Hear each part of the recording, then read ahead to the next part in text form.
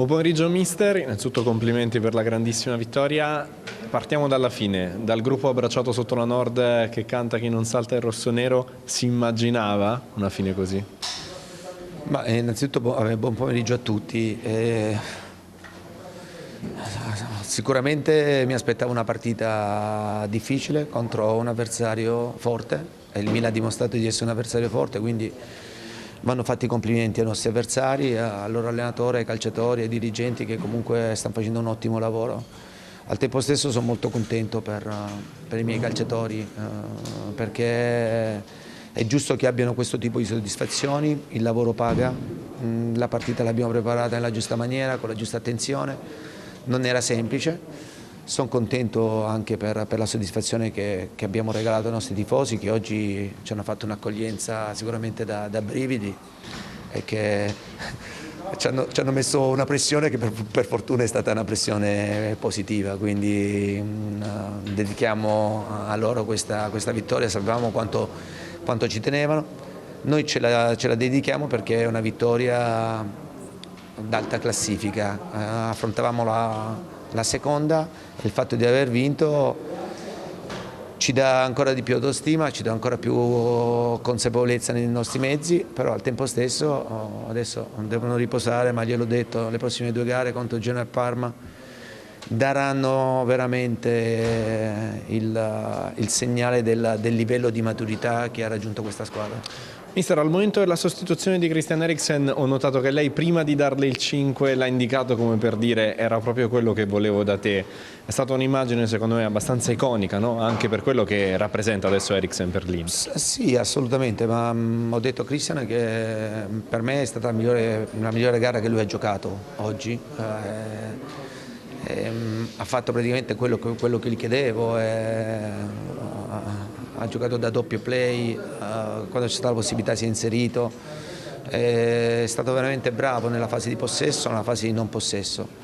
Può fare ancora di più perché noi ci aspettiamo ancora di più da Christian, però il fatto che adesso siamo riusciti a trovare la quadra, che lui si sia avvicinato a noi, questo mi riempie di orgoglio, di soddisfazione perché abbiamo un'altra freccia, così come anche Ivan Perisic, un altro calciatore che è tornato a Milano ed ha voluto mettersi a disposizione per questo ruolo. Secondo me lui è uno specialista di questo ruolo, lui non lo sapeva, adesso sta iniziando a capirlo e può diventare sicuramente uno dei più bravi. Mister, brava la squadra anche a gestire la sfuriata iniziale del Milan, nel secondo tempo non era semplice, ecco, resistere comunque a un'aggressività tale come quella dei rossoneri. Ma io penso che questo sia l'aspetto più positivo per un allenatore, fare queste valutazioni, perché la squadra inizia a riconoscere anche i momenti. Durante la partita può capitare dei momenti in cui noi il primo tempo abbiamo fatto un grandissimo primo tempo dove dovevamo fare qualche gol in più. Il secondo tempo sono partiti forte, il Milan è partito forte su un calcio d'angolo, che non so se era calcio d'angolo, però hanno avuto questa occasione, è stato bravo Samir e lì abbiamo sbandato per 5 minuti, però poi dopo abbiamo ripreso di nuovo le redini in mano, la situazione ci è tornata di nuovo nelle nostre mani, abbiamo ripreso a giocare, abbiamo fatto il secondo, il terzo gol, abbiamo consolidato la vittoria. Domanda da studio, riporto io. Sì, ciao Nando, ovviamente salutami il mister, era un po' che non lo sentivo, quindi salutamelo tanto e i complimenti, logicamente... Ciao Mario. Ciao, i complimenti per la partita di oggi senz'altro, ma per il lavoro fatto in questo anno e mezzo. Credo lui abbia dato tutti gli strumenti necessari fino a questo momento alla squadra per poter crescere. E nell'arco della partita oggi e nell'arco delle ultime partite, come giustamente ha sottolineato lui, c'è stata la capacità della squadra di saper soffrire quando era il momento di soffrire e poi di uscire e mettere in difficoltà gli avversari quando è stato il momento. Per cui direi che da questo punto di vista volevo chiedergli, è contento ma sicuramente non soddisfatto ancora perché manca qualche cosa ancora per il raggiungimento del risultato. Cosa manca ancora secondo lui da inserire da qui in avanti? No, innanzitutto mancano 15 partite, quindi noi dobbiamo sapere che per noi dovranno essere 15 finali.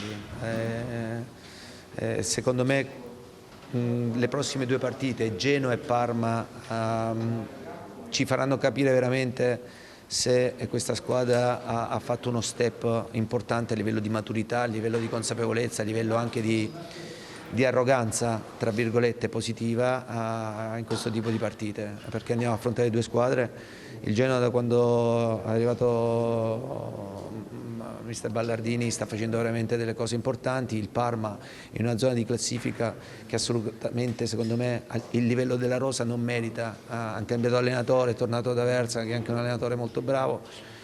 Queste due partite secondo me diranno tanto e poi ne riparleremo dopo queste due partite. Ecco, cosa manca. Grazie mister. Grazie a voi. Hey, don't forget to subscribe to our YouTube channel. Ehi, non dimenticarti di iscriverti al nostro canale YouTube. Hey, no olvides suscribirte a nuestro canal de YouTube.